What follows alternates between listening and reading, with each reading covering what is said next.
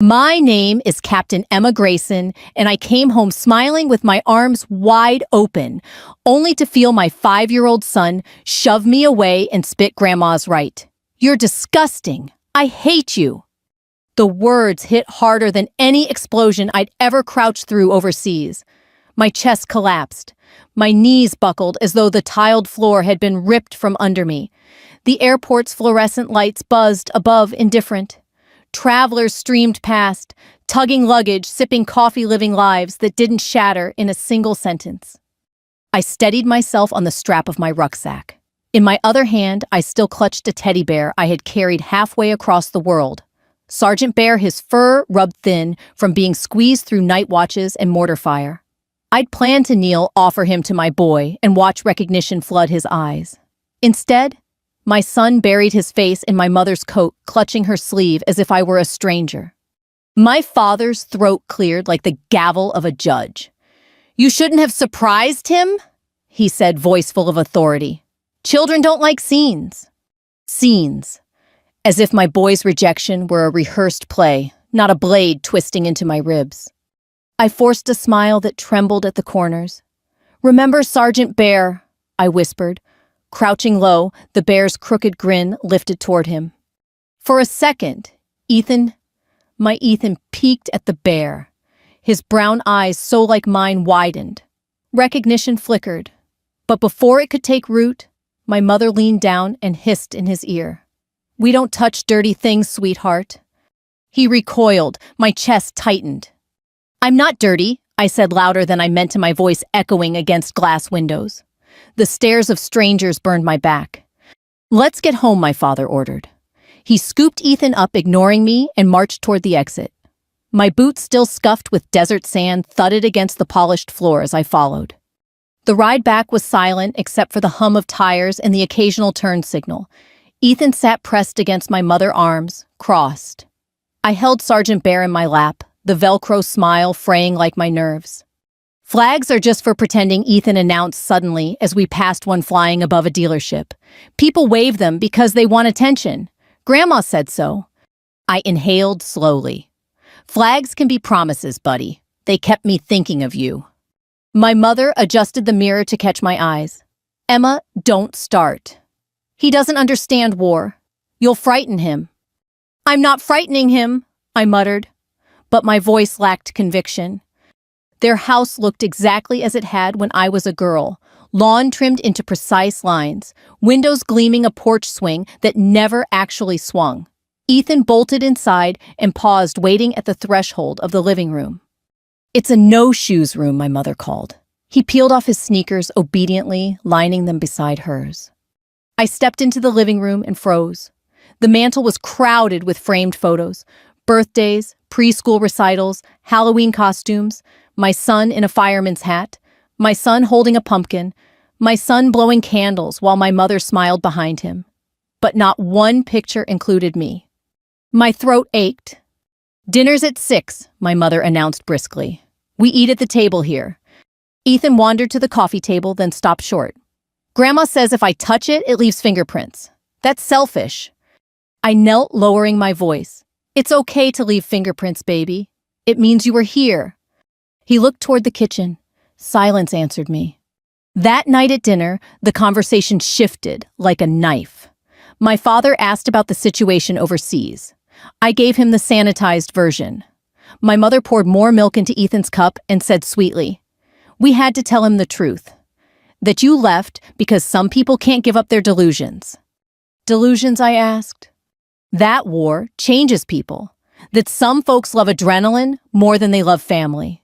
She smiled thinly, like she delivered a kindness. Ethan stabbed his fork into mashed potatoes. "Grandma says soldiers like hurting people." The words made my spoon slip. I stared at my son, heart pounding in my throat. "Buddy, I don't hurt people for fun," I whispered. "I went because I love you." He studied me, suspicious, too old for his years.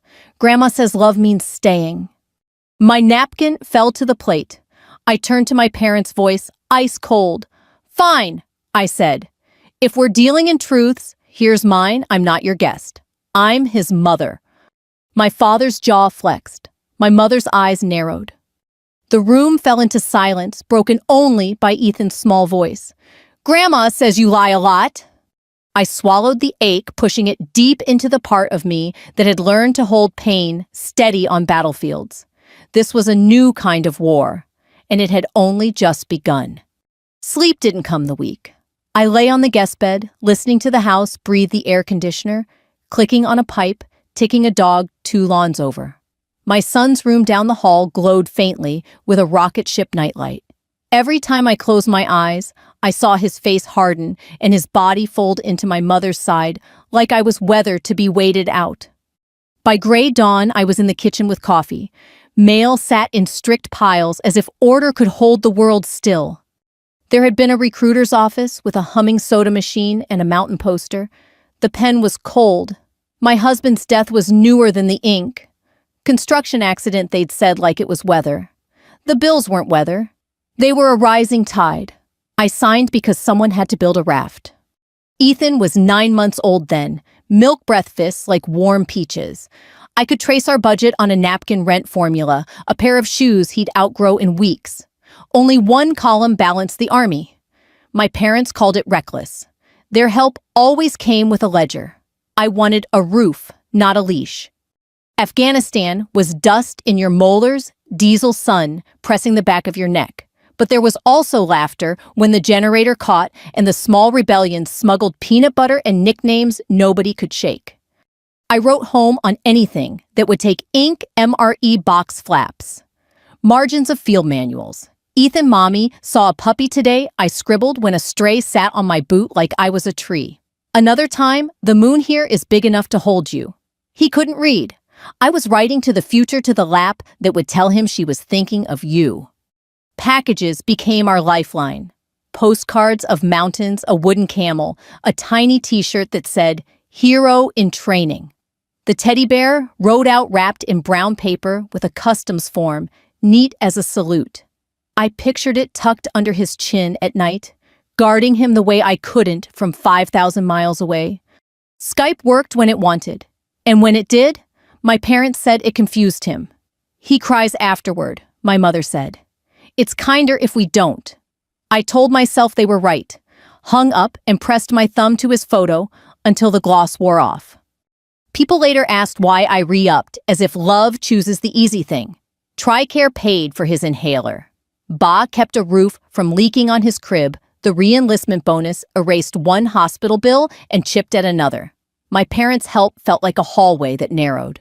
The army, hard as it was, felt like a road. Some days made sense of everything. At dusk, we ferried a local family through a checkpoint.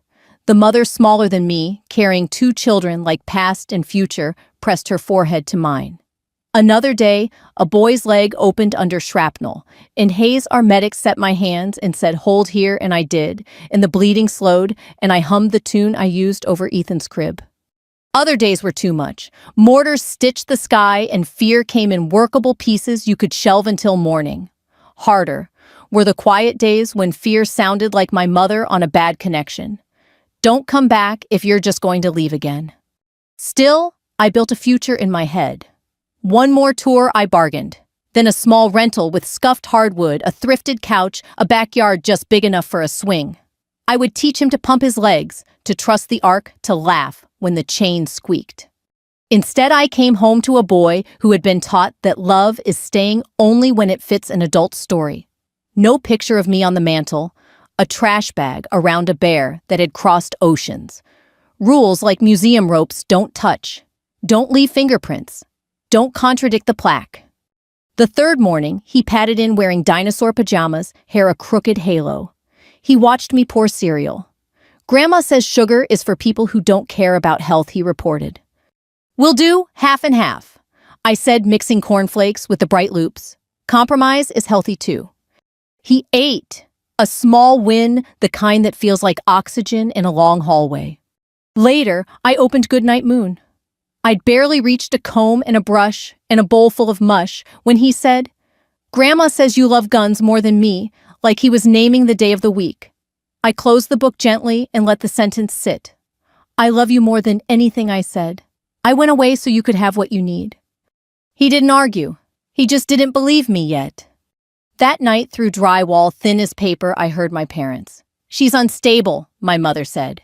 "Judges don't like unstable." "She'll slip," my father answered. "We'll keep him steady. When the trust clears, we'll be the reasonable ones." Trust. A word that meant money in their mouths and something holier in mine. I lay awake and understood the fight's shape. Not a firefight with smoke you can see. A campaign long and patient, built on supply lines and proof on showing up every morning with the same quiet truth until it's the loudest thing in the room. At first light, I brewed more coffee and began. I would collect what was mine, the letters, the bank trails, the photos that prove a life. I would plant different sentences in my son's ear. We leave good fingerprints. Love stays even when a plane does not. Flags can be promises, not performances. The mug clinked in the sink. In the living room, Ethan was building a city of blocks. I joined him on the rug. "Can I help?" I asked. He nodded without looking up. "You can hold the bridge while it sets." So I held it, fingers steady, breath slow, and I realized not for the first time that this is what mothering is: standing still, while something fragile learns the strength to stand on its own. By the third morning, back under my parents' roof, I understood the battle wasn't about distance anymore. Distance you can close. Poison seeps, and it lingers in a child's mouth even after the whisperer has left the room. It began over breakfast. Ethan sat in his dinosaur pajamas, legs swinging against the chair. Milk dribbled down his chin as he shoveled cereal. I reached with a napkin to wipe him clean, but he jerked back as though my hand was fire. "Grandma says soldiers kill people for fun," he announced. The spoon slipped from my fingers. My mother froze mid-pour with the orange juice, then resumed as if nothing had been said. My father rattled his newspaper like it was the weather report. I kept my voice steady. "That isn't true, buddy. Soldiers don't hurt people for fun. We try to keep families safe." He frowned, small brow furrowing. "Grandma says safe means staying home, not leaving." The words had the weight of scripture. He didn't invent them. He carried them. Later, I pulled Goodnight Moon from the shelf. I thought maybe muscle memory would bridge us. I opened the book, softened my voice. "In the great green room?" He cut me off. "Grandma says you don't love me. You love guns more." The sentence was too sharp for his age. I closed the book, heart stumbling. "I love you more than anything," I said. He leaned back, arms folded. "Then why'd you leave?" Because his father's accident left debt heavier than grief. Because insurance doesn't grow on trees. Because shoes wear out and medicine costs money. None of those belonged in a 5-year-old's lap. So I only whispered I left to make sure you had a future. He blinked once, unconvinced. That night, the house's thin drywall betrayed my parents' voices. "She's unstable," my mother murmured. "She'll lose her temper. That's all we need." My father's baritone followed. "Judges want stability. We'll give it. When the inheritance clears, he'll be safe with us." Inheritance. The word clanged like dropped metal. 2 days later, a letter came addressed to my father, the envelope stamped with a Florida firm. I saw enough before he whisked it away, the seal of my late husband's family, the word trust, the phrase miner's estate. It was clear now. My parents weren't just filling Ethan's ears with venom. They were drafting a case: Emma, the reckless soldier, Emma, the liar, Emma, unfit. They wanted control not only of him, but of the money his grandparents had left for his future. I tested it gently. "Ethan, who told you Mommy left because she wanted to?" "Grandpa." "Who told you Grandma gave you Sergeant Bear?" "Grandma." "She said her church friend bought it." I took the bear from the shelf, pressed it into his hands. "I sent this, all the way from Afghanistan." His eyes widened, then suspicion narrowed them again. "Grandma says you lie a lot." I swallowed the ache. Their poison was seeping deeper than I'd feared. One evening, while I tucked him in, he whispered from beneath the rocket nightlight's glow. "Grandma says, if you take the money, I'll never see you again." The blanket slipped from my hand. "What money?" He pulled the covers to his chin, shook his head. "I'm not supposed to say." He turned away, and I sat there, watching the back of his small shoulder listening to the hum of lies that had wrapped around him like a second skin. This wasn't confusion. This was a campaign. My parents had time influence, and the ear of a little boy too young to filter truth from poison. But I had something they underestimated: patience and the truth. And I was ready to wield both. By the second week, the whispers were no longer confined to walls. My parents decided to put on a show. They called it a family gathering. I knew better. It was theater, and I was cast as the villain. The living room gleamed like a showroom that night. Bowls of chips, deviled eggs, lemonade sweating in crystal pitchers. Neighbors I hadn't seen in years shuffled in balancing paper plates. Old church friends hugged my parents warmly as if they'd been holding this script in rehearsal for months. I stood near the piano uniform-pressed blouse slacks, too stiff for comfort. My hair pulled tight, my smile tighter. Ethan hovered at my mother's side, a shadow attached to her hip. Every time he drifted toward me, she bent low, whispered something, and he retreated like I'd sprouted fangs. Midway through, my mother tapped her glass. The room quieted as if on command. We're so grateful, she began, voice honeyed, to have provided stability for Ethan while Emma was away. Polite murmurs, nods, a clap or two. My father stood behind her arms, folded, nodding like a judge confirming the record. I felt the heat rise in my face, but my body stayed rigid, years of discipline holding me still. Then Ethan's small voice pierced the air. Grandma says Mommy left because she likes fighting more than hugging. The words landed like shrapnel. My throat closed. Around me, faces shifted, some discomfort, some confirmation. My mother pressed a hand to her chest, eyes shimmering with practiced tears. We only tell him the truth, she sighed. One neighbor sidled closer, balancing a paper plate. Must have been hard, she whispered, choosing duty over family. Another asked, is it safe raising a child when you've seen that? Their questions stacked like bricks, walling me off. I answered evenly, the same way I used to call coordinates under fire. I didn't choose duty over family. I chose duty because of family. Every step I took was so my son could have food, shelter, medicine. But their faces were unreadable. They'd come for a play, and they knew their roles. Then the crack. Ethan, sitting cross-legged on the rug, looked up from his blocks. His voice was bright, innocent. Grandpa said if Mommy takes the money, I'll never see her again. The room stilled. A fork clinked against china. My mother's face faltered just for a heartbeat before smoothing into calm. My father's jaw flexed crimson, rising up his neck. I crouched beside my son, my voice low but steady. What money, sweetheart? He frowned, confused. I'm not supposed to say. But the damage was done. The script had slipped. I stood, setting my glass of lemonade down with deliberate care. My gaze swept the room. Seems there's another story being told, I said. One about money, about inheritance, about control. My mother's lips tightened. Emma, don't make a scene. But the scene had already unfolded, written not by me, but by their own arrogance. Neighbors drifted out soon after, hugs, more hesitant eyes darting. Mrs. Johnson, from 2 doors down, squeezed my arm at the door. I didn't know, she whispered. I believe you. When the last guest left, the air turned sharp. You will not undermine us in our own home, my father barked. I met his stare, calm as a steady sightline. It's my son's home too, and you've been undermining me since the day I left. My mother's hands tightened on the back of a chair. We understand stability. You don't. I looked at them both, finally seeing them clearly, not as guardians, not even as parents, but as adversaries. Their armor was a smile, their weapon a whisper. But tonight the mask had cracked. Fine, I said softly. But in my chest, it wasn't surrender. It was the quiet before counterattack. The night after the gathering, the house smelled like lemon cleaner and performance. My parents had wiped fingerprints from every surface as if the evening were a crime scene. Lying awake in the guest room, I realized anger was the trap. If I chased it, they would point and say, "See, unstable." So I set anger down and reached for something colder, patience. Morning light slid across the dresser where Sergeant Bear sat like a small witness. Evidence comes in two forms. I reminded myself: paper and people.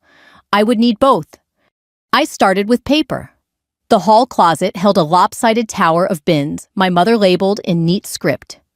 Under a tangle of old chargers, I found a stack of mail envelopes with my handwriting, months-old edges curling. I sat on the floor and read the names I had written in desert dust. Ethan Buddy, sunshine words that never reached him. Postmarks proved delivery. The slits across the flaps proved someone else had opened them. In their office, a drawer stuck halfway, as if ashamed. Inside, bank statements stacked by month.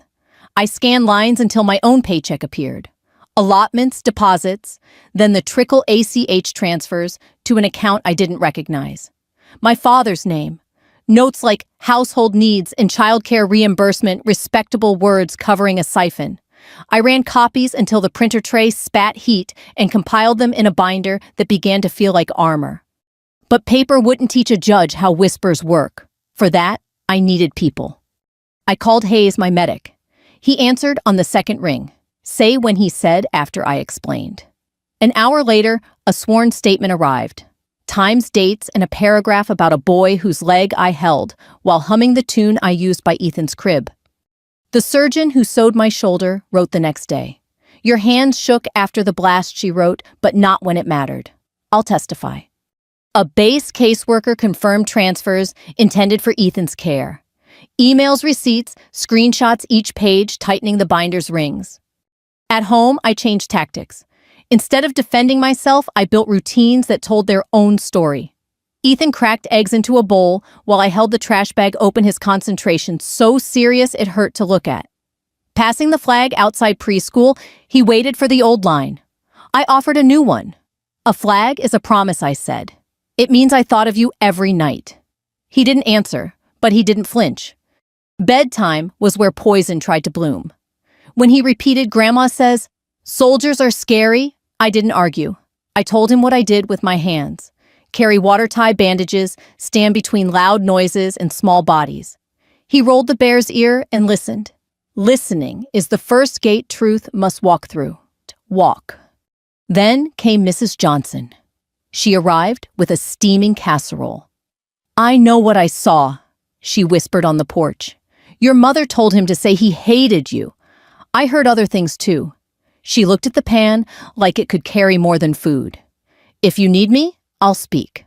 I wrote her words while they were still warm. She signed beneath them with a tremor that steadied at the end. You'd think after the evidence and the witness I'd feel strong. Some nights I did. Other nights I stared at the ceiling and felt like I was holding a bridge no one else believed in. My parents' smiles sharpened. Their whispers went quieter, but meaner. We're only protecting him, my mother said as she reknotted a trash bag around the bear. I untied it and handed the bear to Ethan. Your toy, I said. Your call.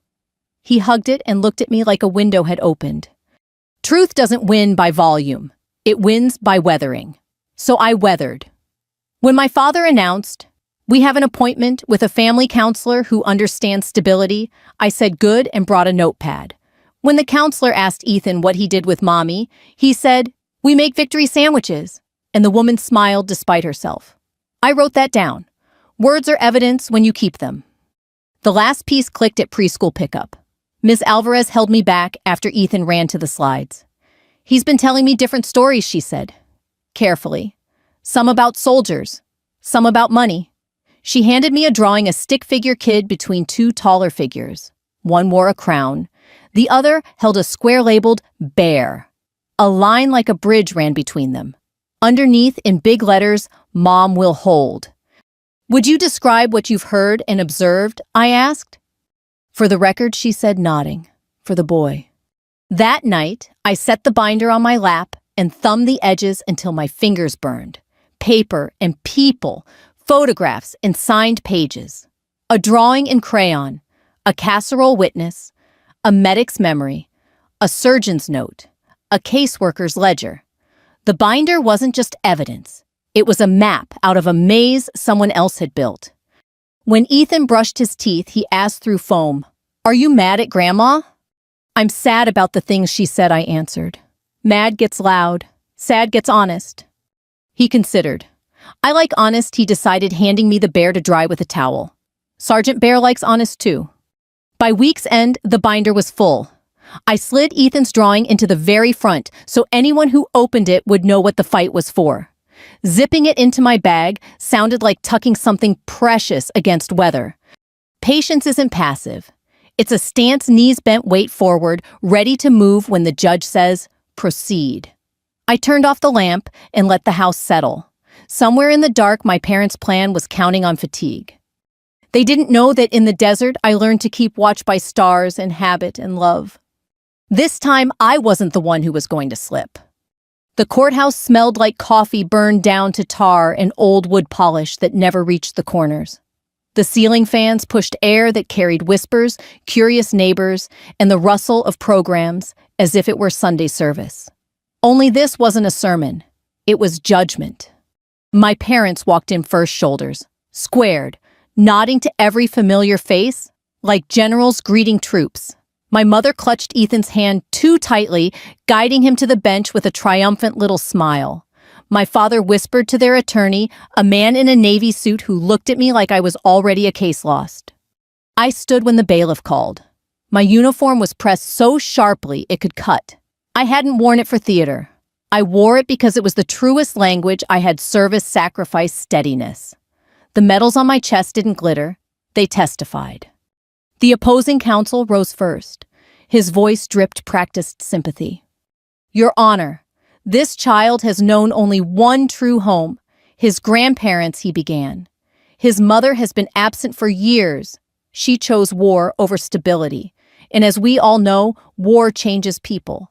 We have testimony that Ethan himself fears her, believes she prefers guns to hugs. The grandparents seek custody, not to punish, but to protect." Gasps rippled through the benches. My father nodded gravely, as though the words were gospel. My mother dabbed at her eyes with a tissue she'd folded into a triangle, her shoulders trembling just enough for the audience to see. Ethan sat small, staring at his sneakers. When it was my turn, I rose slowly. The folder in front of me looked ordinary, but its weight was that of an anchor. I didn't leave my son for adventure. I began. My voice was steady, not loud, every syllable polished by nights rehearsed in silence. I left, because after his father's death, there was no other way to keep him fed, clothed, and healthy. Every choice I made for him. And not one day overseas passed without his face in my mind. I laid the binder open, letters stacked in neat piles, envelopes postmarked unopened, birthday cards I had written in desert heat, packages photographed before they were mailed. These were intercepted, I said, never given to him. Bank statements next, highlighting transfers. These funds were intended for Ethan's care. Instead, they were rerouted to my parents' accounts. Then the affidavits, sworn testimony from my medic, Sergeant Hayes, describing nights when I held bleeding children and hummed lullabies. A surgeon's note about the day I refused painkillers until a boy's leg was saved. A caseworker's documentation of benefits filed in Ethan's name. Finally, Mrs. Johnson's statement signed in careful pen that she had heard my mother instruct Ethan to say he hated me. The courtroom shifted. Faces leaned forward. My mother's smile froze. My father's hand clenched on the bench. The judge peered over his glasses. "Do you have witnesses present?" The double doors opened. 2 soldiers walked in dress uniforms, crisp boots striking the floor in rhythm. Behind them, a general with silver hair and stars on his shoulders filled the doorway. He spoke without notes. "Your Honor, I commanded Captain Grayson. She is not reckless. She is not cruel. She is the reason families returned home instead of coffins. If she is unfit to raise her child, then every soldier who has served is unfit." The words thundered. The gallery fell silent. Even the fans seemed to pause. The judge looked down at Ethan. "Young man, would you like to say anything?" Ethan fidgeted, eyes darting to my mother, then to me.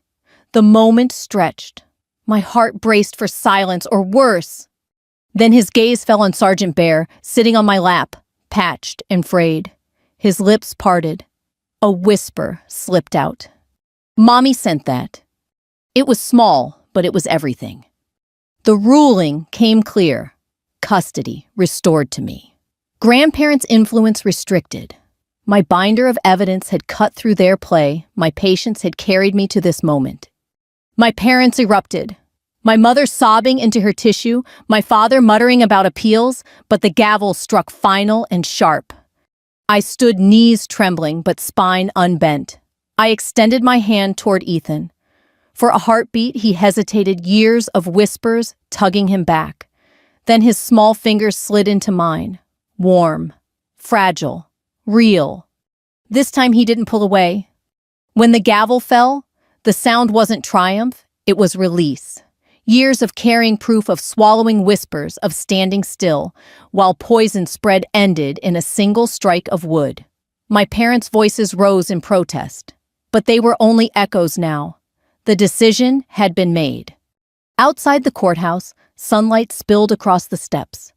Ethan clutched Sergeant Bear under one arm, the other hand folded into mine. For the first time since I'd come home, he wasn't gripping me with suspicion, but with certainty. "Do we go home now?" he asked. "Yes," I said. "Home with me." His brow furrowed. "Will Grandma be mad?" "She might be," I admitted, brushing hair from his forehead. "But being mad and being right are not the same thing." He considered that, then nodded like a soldier receiving orders he understood. Our new place was a modest rental paint-chipped carpet, worn the kind of house you fix one piece at a time. To me, it felt like victory. We ate our first dinner on the floor spaghetti from a single-pot juice boxes standing in for glasses.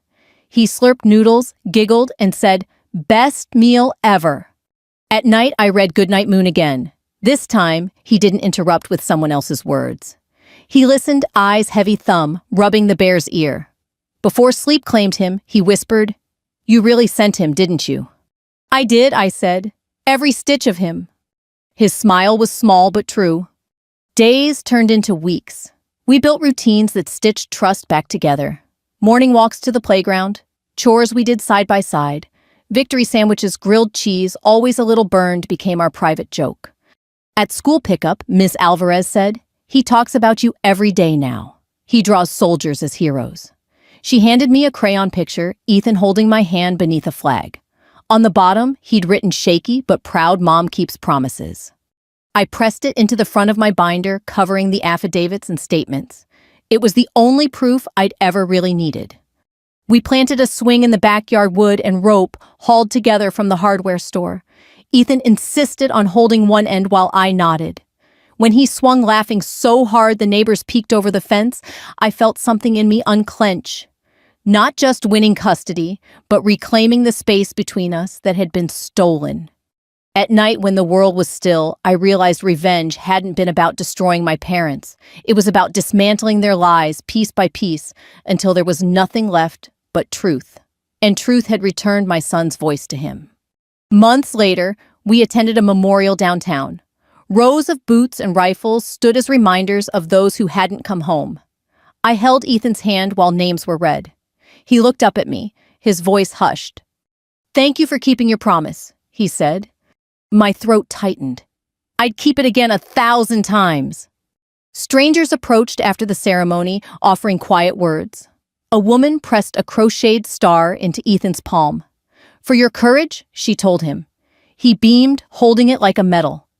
That evening, back at our little house, I taped his drawing on the fridge, the two of us beneath the flag.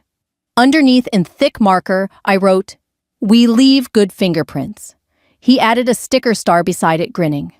Later, curled against me on the couch, he asked Mommy, "Can you tell me the bear story again?" So I told it, every mile, every box, every moment I thought of him while carrying that small toy across a war zone. By the end, his head rested on my shoulder, his breathing slow and steady. The house was quiet. Not the uneasy silence of whispers behind drywall, but the peace of two people finally heard. If you've listened this far, thank you. If someone you love has ever been turned against you by lies, hold steady. Gather your truth. Be patient. And when the moment comes, stand unshaken. Share this story with someone who needs it. And if you want to hear more stories of promises kept of love that endures even through war, stay with us.